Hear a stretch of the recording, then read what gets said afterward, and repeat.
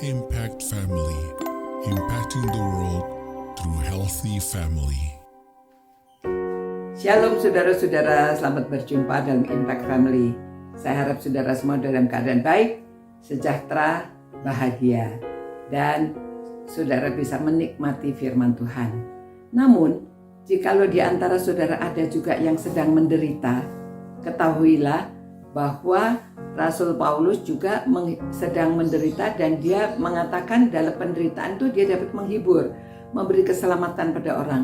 Kita baca dulu ayat-ayatnya ya, dari 1 Korintus pasal 1 ayat 6. Jika kami menderita, hal itu menjadi penghiburan dan keselamatan kamu. Jika kami dihibur, maka hal itu adalah untuk pengharapan kamu, sehingga kamu beroleh kekuatan untuk dengan sabar menderita kesengsaraan yang sama seperti yang kami derita juga. Ya. Nah, mengapa saudara kalau kita sedang menderita bisa menghibur orang lain?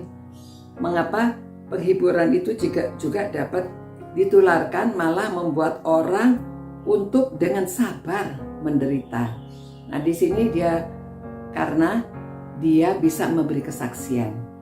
Bahkan di dalam penderitaannya itu dia katakan memberi keselamatan karena dia dapat menyaksikan, dia dapat menceritakan bagaimana karya Tuhan di dalam penderitaan itu. Jadi Rasul Paulus ini banyak menderita tetapi dia malah menghibur. Ya, jadi saudara, apa yang kita alami kalau kita flashback kembali, lalu kita mengatakan bahwa ya kalau Tuhan mengizinkan kami harus menderita, tetapi karena kita sudah belajar dalam penderitaan pun kita mengucapkan syukur dan kita terima, ya Tuhan kalau ini memang yang sudah Tuhan izinkan terjadi dalam kehidupan kami menerima dengan sukacita.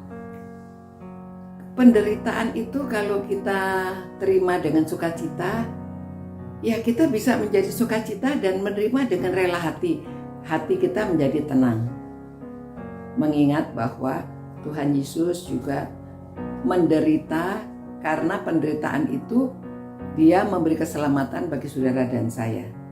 Nah demikian juga Paulus sudah mengalami itu. Dia bandingkan penderitaannya dengan keselamatan yang dia dapatkan itu semuanya itu worth it ya. Worth it itu memadai, tidak apa-apa bagi dia ya. Lalu dia katakan dan pengharapan kami akan kamu adalah teguh karena kamu tahu bahwa sama seperti kamu turut mengambil bagian dalam kesengsaraan kami, kamu juga turut mengambil bagian dalam penghiburan kami. Ya, apa yang sudah dilakukan oleh orang Korintus kepada Paulus merasa mendapat penghiburan. Saudara, jadi pada waktu kita menderita memang kita harus masih dapat menghibur orang lain. Nah sebetulnya heran ya, kalau kita menderita bagaimana menghibur orang lain, kan harusnya orang lain yang menghibur kita. Tetapi saudara, pernah ada seorang yang sedang sakit. Pada waktu dia dikunjungi, dia malah menghibur yang datang. Dia katakan gak apa-apa, saya sakit ini, saya rela menerimanya dan saya masih bersyukur karena Tuhan mengizinkan saya sakit, tetapi melalui sakit ini juga orang-orang berkunjung kepada saya bisa share bahwa dia sudah menerima Tuhan Yesus. Dia tidak takut karena dia menghadapi hidup yang kekal. Nah saudara, malah jadi berkat. Jadi orang yang mendengarkan malah bercucuran air mata. Mereka sedih, kok orang ini sedang menderita tapi dia tidak mengeluh, malah dia menghibur orang yang datang.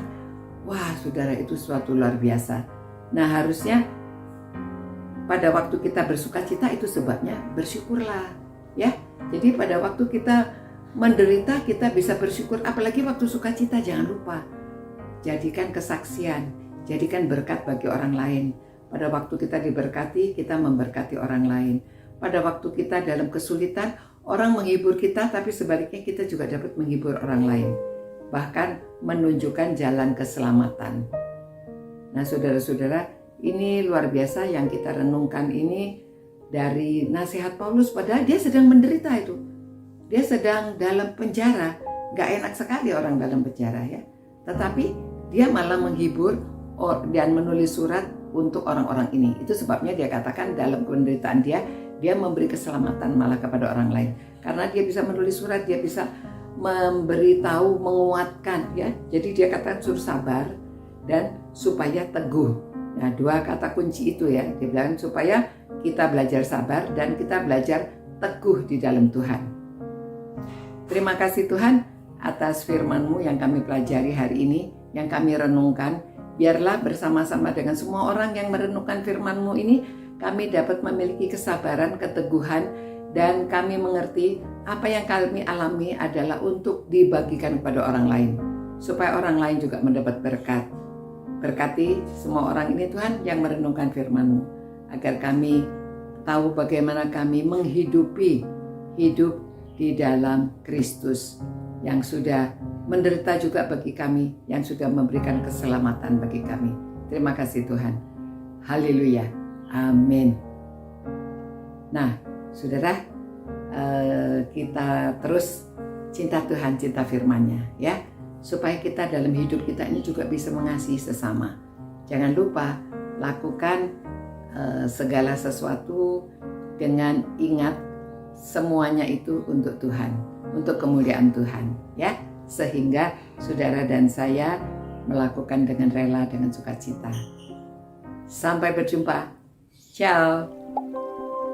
Impact Family, impacting the world through healthy family.